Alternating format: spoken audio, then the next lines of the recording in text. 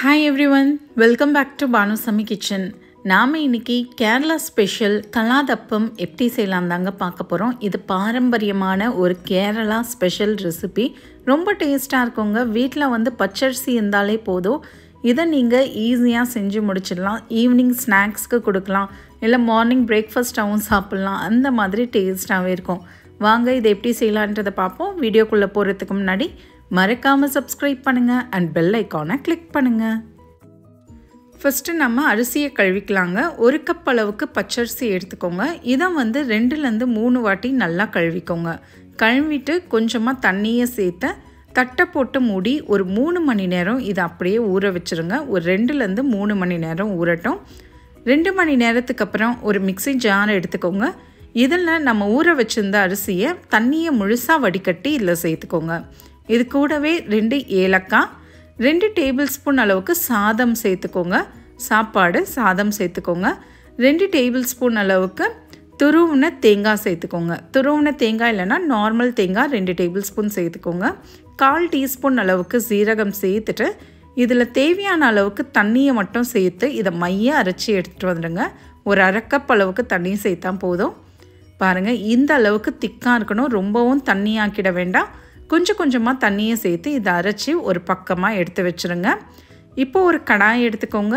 இதில் 1/2 கப் அளவுக்கு நான் நாட்டு சர்க்கரை சேர்த்துருக்கேன். நீங்கள் பொடிச்ச வெல்லம் கூட சேர்த்துக்கலாம். உங்கள் இனிப்புத்துக்கு தகுந்தா போல் சேர்த்துக்கோங்க. நான் 1/2 கப்பு சேர்த்துருக்கேன். இதில் 1/2 கப் அளவுக்கு தண்ணியை சேர்த்துட்டேன். அடுப்பு தீயை ஹை ஃப்ளேமில் வச்சு இதை 2 நிமிஷம் கொதிக்க விடுங்க. பாகுப்பதம் எதுவுமே வேண்டாங்க. ஜஸ்ட் அந்த சர்க்கரை கரைஞ்சாலே நமக்கு போதும்.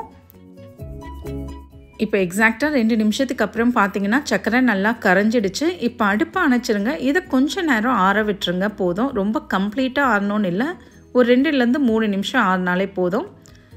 லைட்டாக ஆறினதுக்கப்புறம் நம்ம அரைச்சி வச்சுருந்த அரிசியில் இதை சேர்த்துக்கோங்க. சேர்த்துட்டு இதை நல்லா கலந்து விட்டுக்கோங்க. முட்டை அடிக்கிற விஸ்கு இருந்தால் நீங்கள் அதால் கூட கலந்துக்கலாம். இல்லைன்னா கரண்டியை வச்சு இது நல்லா கட்டிகள் இல்லாமல் கலந்து விட்டுக்கோங்க. நீங்கள் வந்து ஸ்டார்டிங்கில் கட்டிகள் மாதிரி உங்களுக்கு தெரியும். ஒரு 2 நிமிஷம் தொடர்ந்து கலந்து விட்டுட்டே இருந்தீங்கன்னா இந்த மாதிரி தாங்க இருக்கும். கொஞ்சம் கூட கட்டிகள் இல்லாமல் இந்த அளவுக்கு தான் இருக்கணும். இதுதான் கரெக்டு பக்குவம். அடுத்து இதில் ஒரு 1/2 டீஸ்பூனுக்கும் கொஞ்சம் ஜாஸ்தியாக 3/4 டீஸ்பூன் அளவுக்கு பேக்கிங் சோடா சேர்த்து நல்லா கலந்து விட்டுக்கோங்க. பேக்கிங் சோடா, குக்கிங் சோடா ரெண்டுமே ஒன்று தாங்க. இந்த அளவுக்கு நல்லா கலந்து விட்டதுக்கப்புறம் ஒரு பக்கமாக எடுத்து வச்சுருங்க. இப்போ ஒரு குக்கர் எடுத்துக்கோங்க. குக்கரை வந்து மிதமான சூட்டில் வச்சுட்டு 1 டேபிள் ஸ்பூன் அளவுக்கு நெய் சேர்த்துக்கோங்க.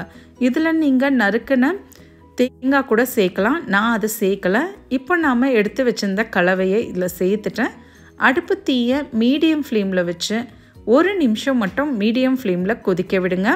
நான் வந்து இங்கே ஸ்டீல் குக்கர் எடுத்திருக்கேங்க. நீங்கள் அலுமினியம் குக்கர் கூட எடுத்துக்கலாம். இப்போது மூடியை போட்டுருங்க. மேலே வெயிட் வைக்காதீங்க.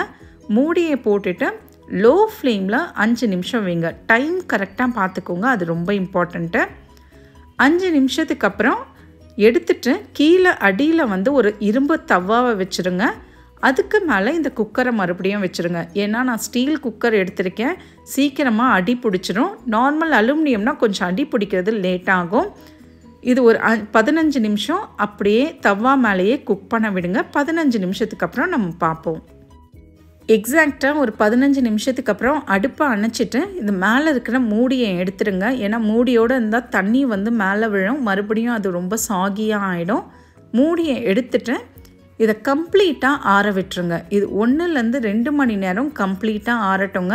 நான் வந்து ஸ்டீல் குக்கரில் செஞ்சுருக்கேன். நீங்கள் அலுமினியம் குக்கரில் செய்யும் போது கீழே அடி பிடிக்காது. எனக்கு கொஞ்சமாக அடி பிடிச்சிடுச்சு. அதனால நீங்கள் அலுமினியம் குக்கரில் செஞ்சிங்கன்னா அடி பிடிக்கிறதுக்கு வாய்ப்பு கிடையாது.